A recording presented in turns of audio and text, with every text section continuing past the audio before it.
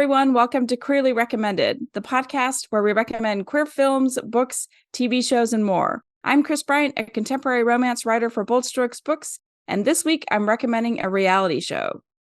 And I'm Tara Scott. I review sapphic fiction at the Lesbian Review and Smart Bitches Trashy Books. And this week I'm recommending a holiday romance novella because it's still that season. It is. Although weirdly, there really haven't been that many films this year, have there? I mean, queer ones. Dying. Sorry, queer ones. Dying. Yes, and I don't know if it's because of the writer's strike or just everybody just walked away from LGBTQ queer movies. I don't know, but it is slim pickings out there. Trust me, I know.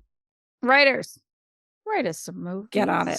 Producers, take some of our Christmas books and like put them into movies. Could you imagine Tinsel as a movie? Oh my god, that'd be so cute. It was my life. Yeah, Tinsel was fun. Yeah. Or even like, there's so many out there. But any of the other ones, but we're naming yours today. Thank you. Yes, Tinsel. If you haven't read and you're looking for a really cute, really quick novella, I really love that one. I think it was actually one of your last things that I reviewed before we started working together on the podcast, and I had to stop reviewing your books because we became friends and colleagues. Yay. Yeah, and that book, it's funny because most readers ask if my characters in real life or my characters reflect people in my real life. And the answer is always no, except for Tinsel. It's full of all my writer friends. Oh my God. Yeah. I love that so much. Yeah. So as always, we just want to take a minute. Thank you everyone who supports the show through coffee, with our newsletter. Links to both are in the show notes. Thank you for the folks leaving reviews and ratings on the podcast apps. And if you have a friend who's looking for more queer entertainment, you know this is the place for it. So please tell them about the show. Yes. Hey, guess what? What? Queerly Recommended is turning 3. Yay! I can't believe that. 3 years old. We're babies. I know. We're toddlers. It feels like we just started it. It does. But also we've been doing it for 3 whole years. Yes. It's so funny because I was talking to a couple of friends the other night and they're like, do you remember in episode 71 where you said blah, blah, blah? What? No, I don't remember that. Episode 71? Oh, yeah. November 12th when you did. I was like, wow. Like, I can't believe that we've been doing it that long. I know. That's amazing. It's been pretty incredible. And just hearing from some of the people that so many people have appreciated, whether it's the movies or the films or the games, all the stuff, that it's been so good. And getting, even sometimes getting tagged on social media, like, hey, have you read this? Or, hey, have you seen this? Because I think you'd really like it. So it's just thank you to the folks, whether you joined us at the beginning or you've joined us more recently. We so appreciate you. Yeah. And here's something we should talk about. Like, what recommendations? What am I saying? So recommendations have you really enjoyed? Yes, that's it. Let's start that over. We want to hear from all of you, though, because we've been doing this for 3 years. Which of the recommendations have you loved? What did we get right? Or what have you been checking out in the last few years that you recommended and think people need to know about? Let us know. Yeah, let us know and just email us at podcast@queerlyrecommended or just comment on any of our socials and let us know your thoughts. Kris, I hear you have some pretty exciting news. I do. I have a book baby. Another one. Look at these babies you keep having. I know. I have Dreamer that's coming out January 1st. So just in a couple weeks. Okay. So Kris, what's this book about? So this book is Dreamer, and it's about a veterinarian who has car troubles, and she coasts into this little tiny town called Ladybug Junction. See, there's a little ladybug on the cover. Yes. So coasts into the town and a librarian helps her. Ooh. Yeah, just kind of gets her hooked up with some Wi-Fi so she can make some calls and get help. And she ends up staying the weekend in this little town. And a romance ensues. And a romance somehow. ensues. Yes. And there's, there's love, there's romance, there's kissing, there's making out, there's heat, because there's always heat. Always. It's a Kris Bryant book. It is a Kris Bryant book, and there is always heat on the page. And yeah, so that is out January 1st. I believe that right now it's on the review sites, available for review. And I think, I don't know when the general release is, maybe January 12th, but it's on the Bold Strokes Books website on January 1st. Oh, yeah. Well, I texted you this, but I think people who are listening should know. Here's the thing about me when it comes to book covers. I'm kind of a hard marker. I've done a lot of complaining about book covers over the years, both on other podcasts and in reviews.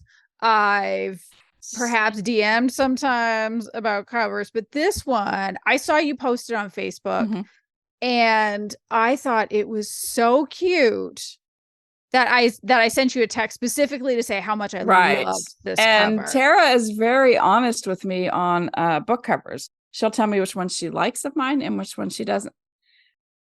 So the story behind this book cover is that Deb always designs my covers, and I needed her to design one for a previous book, and it didn't really fit.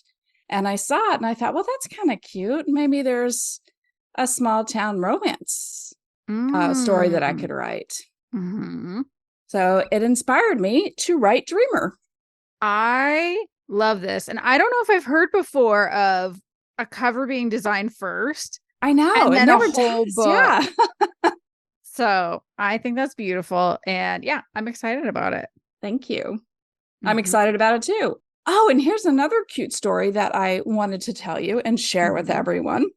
So today I went to World Market because I had to pick up some beer. Not for me. It was for we have our Christmas party on Friday. You are a grown up. I am a grown up. I'm not a beer drinker at all. I've never have been. Yeah. And I'm making this huge basket for one of my friends. She also grew up in Germany. So I got a bunch of German beer, and then I got World Market has this like a 12 pack of beers around the world. I got that, and so I have like, I don't know, 30 beers in this giant basket. I wrapped each one, and anyway, so I was doing that today. And so I was when I was checking out, the person who checked me out had a bunch of like rainbow pins on and stuff like that, and I was like, hi, hey, fam. Hey, I know. Hi, family. Do you like to read? And like in Missouri, like here's what happens when you ask somebody if they want to read, if they like to read. They're going to assume you're either some religious fanatic person who wants to hand you a pamphlet, or that you're a queer writer and you write, sapphic romance. So this is super cute. So I told her, I said, well, if you like to read, look me up. I'm Kris Bryant. You can find me on Amazon. You can find me at my publisher's website. So she's like, okay, sure, I'll do that. And I'm thinking, well, that was cute. It was a nice conversation, because, you never know, like, and she was fairly young. So I just said, well, okay. So I leave, I take the cart, because all that beer, I need a cart. So I take the cart to my car and I unload it and I bring the cart back in, and she's waiting for me. And she's like, is this you? And I'm like, yes. Yeah. She pulled me up on Amazon. Oh my goodness. Yeah. And it was adorable. And I said, well, if you want a recommendation, I'm going to say, go ahead and read Temptation first. Oh yeah. That's exactly what I was thinking too. It's like, because I think for me, like with book recommendations, I tend to like say, okay, what tropes do you like? But like, if you just have to go fast and pick one, that's definitely the one. Right. So, and of course I'm assuming, could be they, I don't know. I just assume she. But just absolutely adorable. And I hope that I hear from her. Yay! Yes. You got a new fan. Maybe. At least like the whole thing was just such a cute experience. I thought, what a great day to look like total dog shit and go pick up some beer, I did wear jeans. I was like, was I even out of my pajamas today? Yes, I did put on some jeans, and I had a Chiefs hoodie, and Yeah. I still looked wrecked, but anyway. That's just December. I think that's just like white knuckling into the holidays. I'm just trying. I've got a dog that has a UTI, and it has been a nightmare for 5 days. So yeah. Poor Molly. I know. So that is new in my life. What is going on with you? What's new? Okay. So I almost thought about saying I'm going on a trip last time, but then I thought the last time I did that, I got sick and did not go on a trip. So why build anticipation for something when I could just come back and say, yourself? Hey, yeah, exactly. It's like, do I think jinxing is actually real? No. But do I also have a stupid monkey brain with pattern recognition? Yes. And so I went to Toronto last week. I had an amazing time. So I'm incredibly fortunate to be at a company that has a very generous professional development budget. And it even, continued to have one despite all the economic challenges that companies are having. So thank you, employer. My boss, who also lives in the same city as me, we were sort of trying to figure out what should we all do, the individual, the different team members, there's 3 of us, for professional development. What kind of training should we get? What should we do? And I said, what if we went and took this one course in Toronto? Because our other colleague is there. Our headquarters is there. So we have a lot of colleagues there. I thought, let's make this a kind of a 2-for-1 so that we can get the professional development, but also we can actually have our team together for the first time in person ever and get to meet some of our colleagues. And of course, as like I said, I like doing 2-for-1. What if it's a 3-for-1? And what if I stay with my friends Amanda and Tanya? So I also get to spend time with my found family. Wow, that's a 3-fer. It was a 3-fer. It was such an amazing week. Amanda and Tanya are foodies, and Tanya, especially when it comes to Asian food, is total foodie. So they took me for Taiwanese hot pot. I'm going to be thinking about that soup for the next 5 years, for sure. It was so freaking good. We went for an incredible sushi at this place called Flame in Toronto. Cool. If you ever have the chance, definitely go. And then I went to a great Italian restaurant with some of my colleagues, and then some of my other colleagues also came in the next day. So I got to work with them in the office. I've never worked in person with any of my coworkers. Wow. We've done little local get-togethers. So it's we'll get together for a few hours on a work day maybe, but this was my first full day working with colleagues. And some of them drove 2 hours to see me. So I felt so loved. You were the star. I was the star. And I'm a Leo, so I'm into it. Lean into it. I did. And then on the last day, unfortunately, Amanda was sick, so she couldn't come with us. But Tanya took me and their friend Priscilla, who's also a friend of the podcast, to Toronto's queer market, which was so amazing. So it was actually split up into 2 locations. So there was one that was fairly close to their condo, and then there's another one at the Queer Community Center, kind of in the gay district, which also, holy shit, Queer Community Center, if only Calgary could never, or hopefully it will eventually, but it's not there yet. Got so much stuff, got a whole bunch of stocking stuffers for my kids. Oh, nice. Got some things for myself. Yeah, you sent me a picture. Where were you when you sent me that picture? What? So they had a live drag show in the middle of it, and I got so excited about one of them in particular because they were talking about the credits for this queen, and I was like, holy shit, because it turned out it's the drag queen from the Christmas setup, which you recommended, I think last year. It was either last year. I think so. Yeah. Yeah. So that's the one where Fran Drescher plays the mother of one of these 2 sweet, lovely boys. And so the drag queen from that was there. I tipped my first drag queen. That is the drag queen that I tipped. Nice. It was just so fun and so wonderful. I've never been in a space with so many queer people before. And I don't think I understood how good it would feel until I was there. It was just there's boys, there's girls, there's they, thems, there were trans people, and just nothing but love, and Oh, also just all these independent queer crafters and makers selling their things. It was just a really special, wonderful time. And sounds I'm amazing. so glad I got to go. And again, so grateful for a company with a great professional development budget so I could be with my found family, meet up with my coworkers, and also get some really solid information that I was able to take back and even start Oh, using good. at work today. Wow. It's I'm not fast. right? Like it was really, I'm not going to get into what I do for my job and what I'm doing with that information, but yeah, it's really nice to be able to implement some information like immediately. So it really feels like it was just a valuable week all around. Yay. That's me. Hmm. So Kris, Yes. what have you been reading or watching? Okay, so I watched Leave the World Behind, because I am into apocalyptic type shows, and anything that is sort of apocalyptic, I'm going to watch. What is So, it? Because I don't okay. think I've even heard of it. So it is the new Julia Roberts movie on Netflix. I know you're looking at me like, what? Okay, No, so well, I've seen her. What was it? Oh, she was on Andy Cohen's show, and I was like, what is Julia Roberts doing on this talk show? Oh, she's promoting stuff, she's just like promoting actors her. do. Yeah, that's what they do.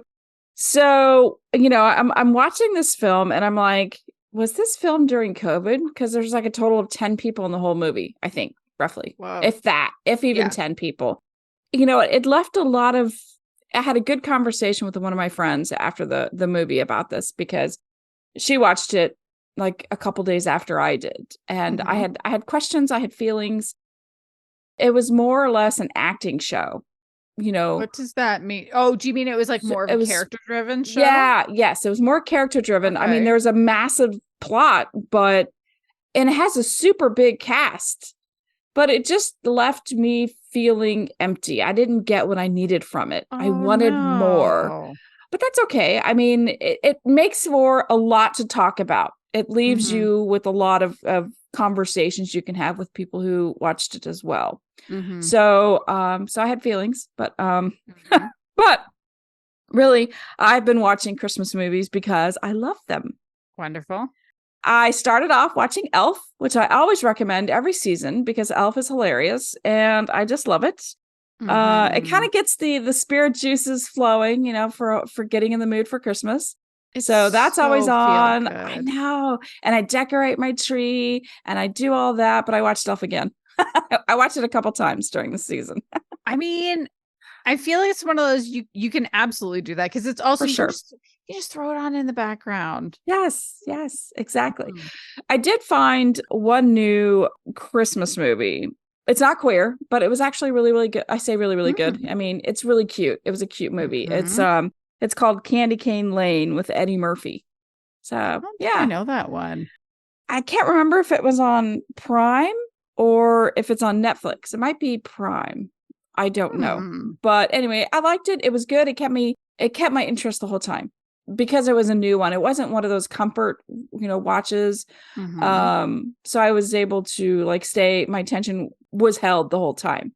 So that was good for a Christmas movie, a new Christmas movie. Nice. And I think I'm going to call this a Christmas movie. Sort of. I think so. My friend Anna Hartnett was in town for a quick weekend getaway and we watched While You Were Sleeping. She had never seen it. And so While You Were Sleeping kind of takes place on Christmas Eve or Christmas Day or somewhere around the holidays, and it ends after the New Year. So I love that movie. I will watch it every time it's on. And there was such chatter about it when we brought it up that we were watching it. Everybody online was kind of chirping in and saying what they thought about it. And the consensus is that everybody loves it and still kind of held. It's an older movie. I think it's almost 20 years old. Oh, it must be. Yeah, that one does largely hold up, doesn't it? Yeah, it really does. I mean, there's a couple things that are questionable, but I think it's still within the realm. Mail. Right. It's not like that. Which, did not hold up at all. Nope. Yes. And then, so today I started a show which might actually become an official recommendation when I finish it. Because so far I like it. I'm on, I think, episode 2. It's called Obliterated, and that's on Netflix. So Anyway, so we'll see if that becomes an official recommendation. It's kind of like it's like the Hangover type, but it's with government agency, like spies type people.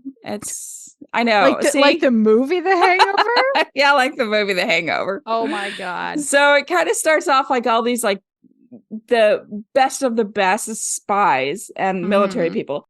They are picked to stop this terrorist attack or terrorist, whoever this person is. And so they think they nailed it. They think they caught him, and they're in Vegas when all this goes down. So they're like, we're off the clock. Let's party. So they do like massive amounts of drugs and alcohol. And then it turns out that it was a decoy. So they had to go back to work, and they're all like toast. Oh, and they're trying to pretend that they're not like inebriated or anything. And that part's pretty funny. So I'm at that part right now. Oh, you're looking it up. Yeah, I don't know if people know, but while we have an outline that's usually up and I'm sharing my screen, but this sounded so funny that I just immediately open a new tab, go to Netflix, add it to my list. Yeah. So, and out of the group, there are two queer people. And amazing. Yeah, so it's like the main group, I think, is like 5 or 6. It's 6 people, and out of the 6 people, 2 are gay. And here's the thing. So I don't know where I saw it or how I saw it, but I was looking at the cast. And of course, there were a lot of like 1-star reviews. And I'm like, oh, it's got to be gay people. That's, it's got to be like, yeah. So if there's a lot of 1 stars, it's because there are queer people in this thing. And sure enough, that's what it was. What a fucking world we live in. Netflix doesn't have to make everything gay. Bunch of pee-pee babies. I know. Sorry we exist. Sorry. Although I do kind of love the idea of like, ooh, look at all the 1 stars. Yay, there's gay people in it. Let's go. Exactly. It's so much easier to find something to watch that way than to actually like Google search queer for movies, LGBTQ. I mean, doing all that, this is so much easier just to go to that Google or Rotten Tomatoes and just look for 1 stars. Oh yeah, there we go. So that is what I have been watching. What about you? What have you been watching / reading / playing? Because you do it all. Oh my goodness. Okay. I have like something from all of our categories. Maybe not all of them, but like most of them. Okay. So watching. So there's a new season of Great Canadian Baking Show that ended within the last month or 2. I like to wait until I don't feel very well because it is the perfect show for when you feel crummy. I was feeling crummier earlier this week. So I got started with it. It's so cute. One of the contestants is gay, maybe more. I don't know. It's hard to tell, but it just continues to deliver. I think I've talked about it a little bit before, but like when it first started, Dan Levy was one of the hosts. And so he and his co-host, they hosted it for 2 years. Quite good. The 3rd year, they had these 2 women from the show Baroness Von Sketch. Fucking love that show. All female sketch comedy. They were not the right choices for hosting. Oh, that's too bad. But after that, so seasons 4 onward, and we're on the 7th season now, have been hosted by Anne Pornell and Alan Shane, who are from Second City, Toronto. So they're both improv people. Oh, cool. And their chemistry is so good. And the judges have been consistent, I think, since the same time, because I think one of the judges swapped out. And the chemistry between those 4 is just magic. And the relationships that they build with the contestants is just magic. And I think it's the first time I've ever seen this, but one of the judges actually started to cry when she ate something because it tasted exactly like her mother's. And it was just so special. And you see all these people in the tent wiping their eyes. And it was just like, oh, I love this show. This is why I love this show. So that has been amazing. For video games, we've started playing Baldur's Gate 3. Have you heard of Baldur's Gate? No. Been around forever and ever and ever. It's like Dungeons and Dragons adjacent, I guess, is probably the fastest way for me to explain it. A whole bunch of nerds who listen to this just got mad at me because that's a terrible way to explain it. But I don't know enough about the history of Baldur's Gate. What I do know is that when I rolled up my new character, I have no idea what this game is even about. I don't know what the story is. Doesn't matter. Because I'm going to tell you about the part that I think is exciting and you might find interesting. when you create a character, yes, you can grab a pre-built character or you can create your own and they can be any gender and you can customize everything. So you can choose their gender, including non-binary. Nice. You can create trans characters because you can even customize their genitals so that you can have a gender as one thing and a genitals as any other thing. Wow. You can have you can have heterochromia, which is 2 different colored eyes. Oh, okay. You can have, I'm probably going to pronounce this badly, in which case if I do, I apologize, but you can have vitiligo, which is it's some kind of a skin condition where like some of it might look like a different kind of like patchy or something. I apologize if I described that badly as well. What did you call it? Vitiligo. Okay. I don't know. There's definitely like there's models that have had it. Like I've known some people that have had it, and you can really just do sort of anything with it. And so I rolled a half elf bard last night, and I was kind of, sometimes I like to start by letting it randomize how a character will look. And then maybe I'll go and tweak some things. And it made the gayest possible looking bard. It was so amazing with like cotton candy blue hair and one blue eye that matches and one pink eye. And I was like, fuck it. This is who we are now. This is it. This is a bard. It was beautiful.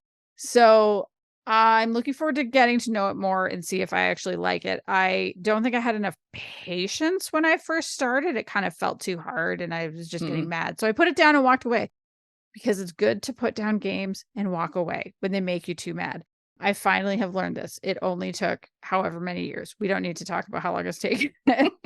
I also played a video game over the last couple months called Sea of Stars, and I loved it. It's like it is a fantasy type game. I'm not going to get into too much of what it's about, but I will say for the gamers, and especially those who are the old school gamers, if you liked Chrono Trigger, which is like going way, way, way like decades back, you will like Sea of Stars. It's very highly influenced, and you can just see it there in the game. And I think the thing that I didn't expect is how it really got me on the power of friendship. Wow. There's a character in there who is not one of the 2 leads, because you're sort of playing 2 leads at the same time. And their best friend, to me, is the MVP of that game. I loved him so much. He was so wonderful. It was really beautifully done. In terms of what I've been reading, I read volumes 2 and 3 of Heartstopper. It continues to be great. Nice. So I'm going to be starting volume 4 probably today or tomorrow. And then the last thing that I've been watching was Bottoms, which it was a pretty big deal when it was released because it was like, what about a raunchy queer teen comedy for girls? I liked it. I don't think I loved it.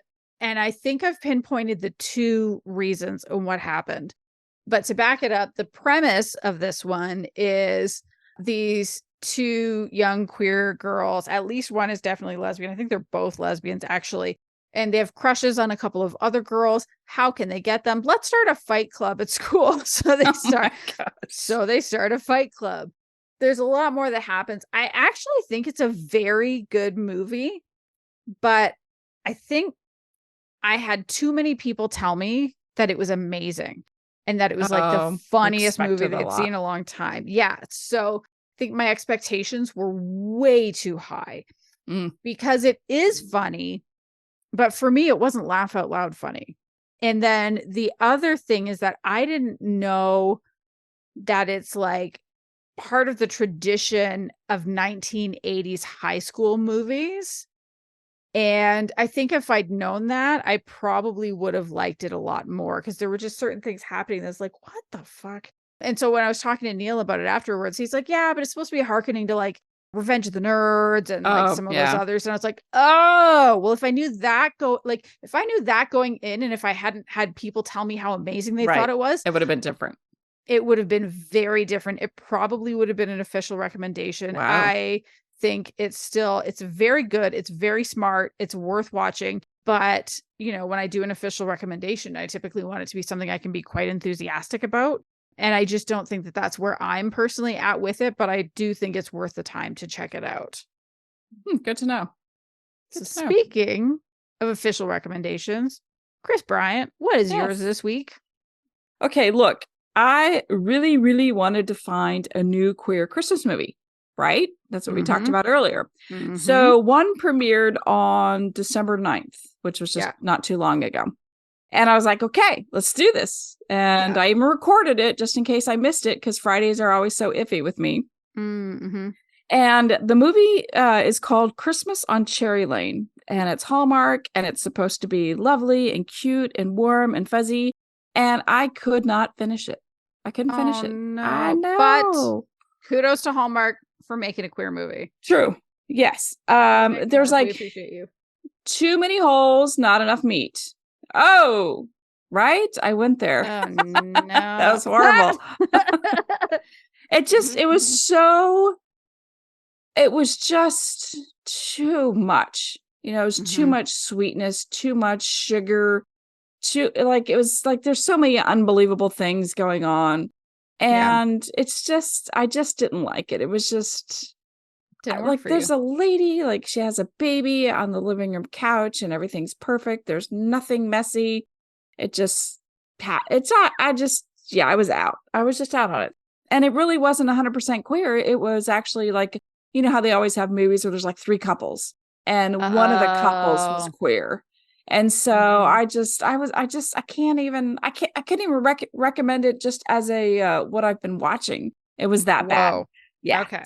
So instead, I'm going to recommend Squid Games: The Challenge, which is a reality competition show based on the 2021 Netflix smash, I guess, of the same name. Do you remember that when it came out? You watch it? Did you watch? Oh, absolutely not. Okay. It was too bloody. All right. How many people died? That's what I want to know.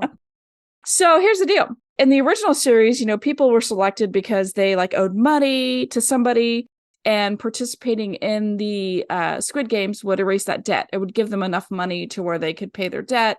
And so that's kind of how. So that's how they were selected in the original. That's kind of how. I don't think I knew that. It was one of those, like, I just knew it was way too bloody, so I didn't look into it. I actually had no idea what the premise was. Yeah. Yeah. So it's all these people that they know they're going to get a lot of money. So it has to be, there can only be one. It's like Highlander. Like 3 people will get that. Oh, you got that. Highlander. There can be only one. Okay. Listen. That first Highlander movie is one of the best worst movies. Oh, for sure. For sure. Love it. The soundtrack is amazing. It's just wonderful. Yes. You're going to make me want to watch it again. All this talk. I'm going to be like, I have to watch it again. Queen does the soundtrack. There you go. Queerly recommending. Yes. Highlander. Okay. The first movie. The first one. Yeah. I don't know that the No, I don't think Queen I don't think did more music for it. I think they only did that one. No. Anyway, so basically, I think when you did this, when you signed up for Squid Games, it's been a couple of years since I've seen it. So, and the reality show is different. But when you signed up for it, you didn't realize you were going to die. Like there was a 99% chance you were going to die. You just knew everybody but the winner dies, right? I feel like it's been out for 2 years. You can say that. It's not a real spoiler. Yeah. So it was a very dark series, and I could not stop myself from watching it. So from this original dark series came a reality show where people, they have to participate in similar challenges that were on the original Squid Games. So instead of dying, though, they just get shot with like a paint gun and they have to fall. They have to pretend like they're dying. So that part was stupid, but I'm like stupid. Like, that's cute. No. So the prize, well, that's true. That is true. The prize is $4.5 million. And holy shit. Right. $4.5 million. Like, right. Is that the most lucrative reality show? Maybe so. I think you might be right. Wow. That is so much money. 4.56 million. So basically, anytime somebody dropped out, like it was worth $10,000. They start with like they start with 2 million or something. And then every time people dropped out. So the final was 4.56. Wow. Okay. That's huge. Yeah, it is. And so you're asking me, why am I recommending this, right? Because it's a reality show. Like, why would I recommend this? And because there are so many queer contestants on this. And like 2 of the 3 finalists, I'm not going to ruin it, but I'm just going to say 2 out of the 3 are queer. That's amazing. That never happens. No, so, I love that. Yeah. Here's the funny thing is the queer people on the show, you know, of course they have like everything ramps up for them, their social media, blah, blah, blah. And so I just happened to see, oh, that's what it was. I was Googling like how many queer people are on this reality show. And then it shows like who they are and then like their Instagram. They show like posts. And like, let me tell you, some of these guys, like they are like ripped. Like they're like, oh, I was just like, oh my goodness, like all the queer people need to watch this because like it's just beautiful bodies and they like are very proud and to show them off and everything. So it was kind of interesting to watch them because you don't know until they tell their story. You don't know who's queer, who isn't queer. And I just found it really interesting that like 2 of the 3 finalists are queer. So cool. Yeah. So, and if you like Squid Games and if you like reality shows like I do, and you like, you know, queer representation and seeing it on television, then for sure, Squid Games. So, and it's 10 episodes. Super That's short. Exactly what I was about to ask. I know. I think I did it in a weekend. And I had to wait for the finale because that was live. Like the finale was live, but everything else though, it's just, and it's one of those where you don't have to pay attention like all the time because you can, you know, they recap things a lot. Yeah. And they had the cutest mother-son couple on there. And it was just adorable. It made me miss my mom. Yeah. But it was just, they were so cute. And people were like, well, we have to break them apart because they're too strong as a couple. You know, they were trying to think of like how to survive or, you know, and how to strategize to win. And they were just so sweet. The son was adorable. The mom was adorable. And they like kind of looked out for each other and they helped other people. And they were kind of like, they weren't popular. They weren't within any cliques, you know, because it is a social game too. But kind of like all the other reality. Yes, exactly. But see, that means nothing. In the Squid Games, it means nothing. So it makes no sense. It was a lot of fun. I enjoyed it. It was entertaining. I think because of the strike, we didn't get a lot of Christmas movies this year, but I think next year we'll have like a whole lot of them, holiday movies, and I'm looking forward to it. But for the last recommendation, is this the last recommendation of our year? It is. Okay, really? What is today? Today is December 13th, so this will be posting on the 19th. So the next episode will be January 2nd. You all can listen to it while you're on your second day of your hangovers from New Year's Eve. I'm sad because I didn't go into this knowing that. I'm so sad now. Oh no. I know. You get excited for the next however many minutes it takes for me to do my recommendation. Sorry. So Tara, what's your official recommendation, the final one of 2023? Okay, so like I said before, it is a Christmas novella. I will say there were fewer Christmas romances this year than I'm used to. I don't think Bold Strokes had one. Bella didn't have one. Ilva did have one, which I recommended last time. And still recommend because it was great. There were a couple of indies, but otherwise there weren't very many. So kind of like looking around and trying to figure out what's up. I started reading a book that seemed to be Christmas adjacent. I'm not going to talk about it now in case I end up finishing it and want to talk about it later. But I was laying in bed one morning before my trip and, you know, checking my emails as one does. Right. And soon as we wake up. Right. Exactly. I have to see what's in my email. It cannot wait. Fuck. Knock it off. No, I can't knock it off. Every day, this is what I do. But I saw Rosalind Sinclair's newsletter. She talked about this. That's how I found out about it. Oh. So it's called A Flight to Love, and it's by Frankie Fire. Frankie. Yeah. Frankie is just adorable. Is she? Well, she's also a great writer because this is so cute. It's a second chance romance. Autumn Peterson. She is the CEO of an interior design firm in California. She's just spent a week with her best friend Janessa in her hometown, in Autumn's hometown, Asheville, North Carolina. But she's so excited because she and Janessa are going to be going for a vacation. Seems to be some sort of an island destination wherein they can definitely go and find some ladies to sleep with because Janessa is newly divorced.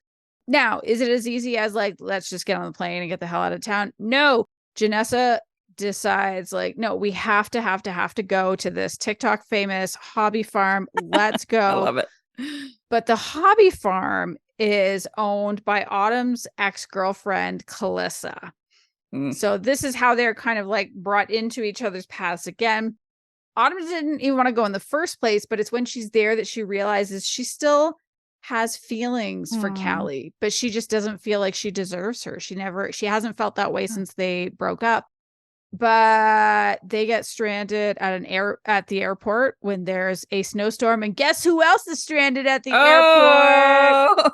Oh, that's right. Callie and her sister are also stranded there. So again, shout out to Rosalind Sinclair for bringing this to my attention. I read a little bit of it before I left, but I read the whole rest of it on the flight back to Calgary. And it's just like, it's the perfect book for that kind of a situation. You know, like you're sitting on a plane. What are you going to do for the next 4 hours? I don't think it's 4 hours. It didn't take the whole 4 hours to read this. No, it's a 4 hour No, flight. it's a 4 hour flight. Oh my gosh. Yeah, it's a long flight, but you know, what are you going to do? You're going to read a novella, or at least that's what I did. And I thought for it being so short, there were some really good, interesting character things that happened.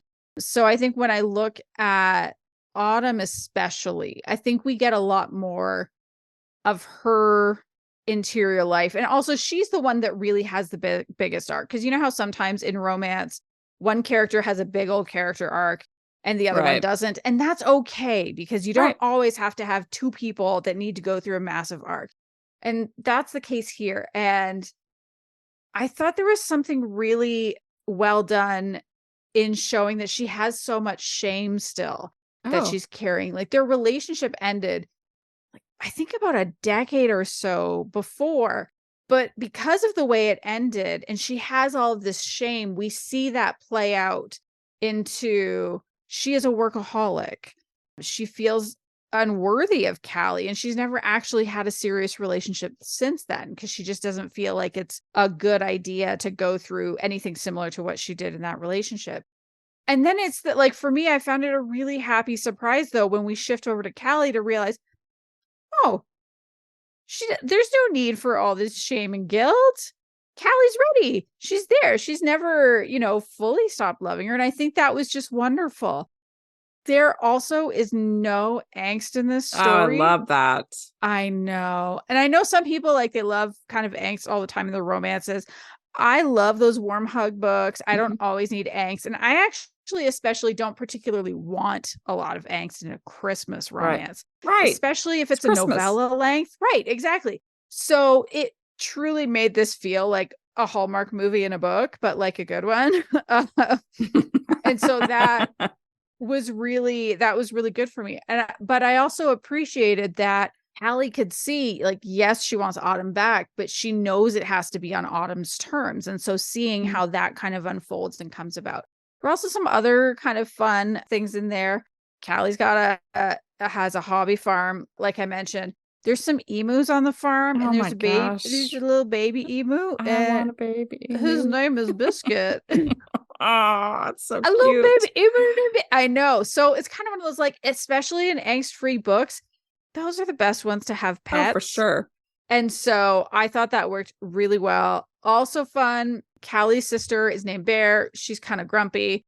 And Bear and Janessa get along so badly that it's like, there's something happening there. So I'm hoping they're going to get their own book. Ooh.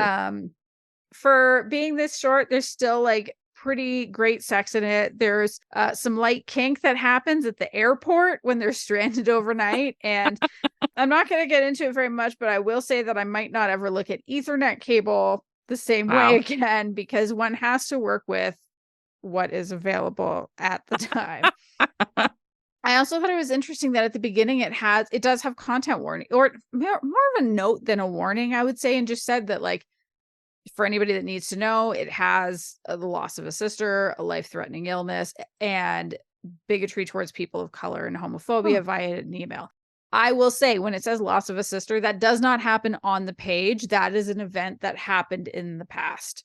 So I do think that's worth pointing out. And yeah, it was the perfect quick read while I was on the plane. Also, about an airport, I was on a plane. Look at that. Perfect. It was one of those, like, how cute, exactly how perfect. So if you want something quick, and recognizing when this episode drops, how close it is to Christmas, you can definitely finish it before the holidays if you're inclined. And at the end, there is a link to a bonus episode. It's spicy.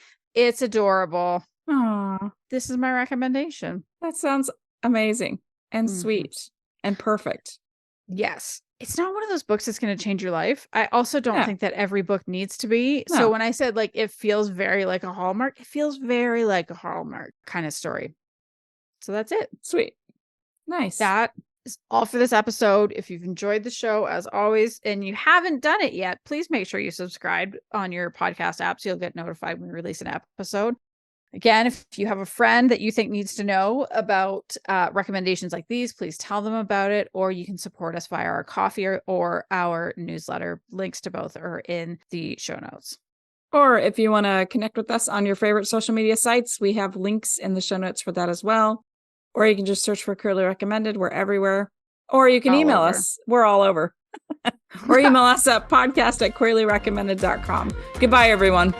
Bye.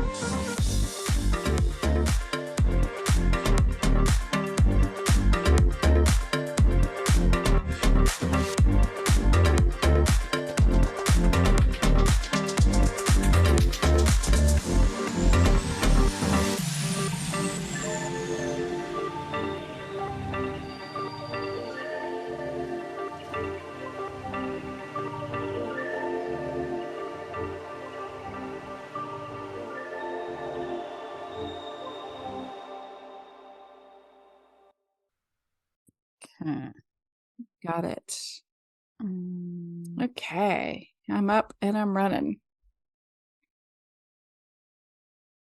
Hello, everyone. Welcome to Queerly Recommended, the podcast where we recommend queer films, books, TV shows, and more. I'm Kris Bryant, a contemporary romance writer.